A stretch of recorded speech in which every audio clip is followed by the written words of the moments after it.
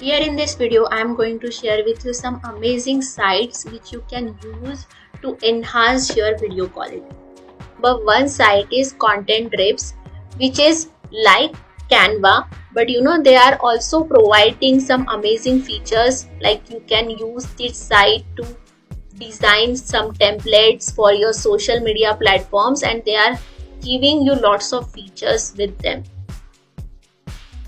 Our next site is Lordicon, and the site is providing very good, very cute animations, animated icons which you can use in your video.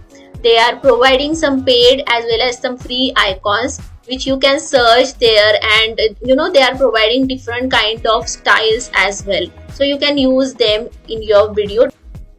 Our next site is Mixkit. They are providing free assets that you can use in your video projects. They are providing stock photos, stock videos, stock background music, sound effects, as well as they are providing some video templates. If you are using one of the video editor, then you can directly use those templates in your video. So these are some sites I have shared with you which you can use to enhance your video quality, and don't forget to save this video so that you can get back to this video again and again to make your video quality better.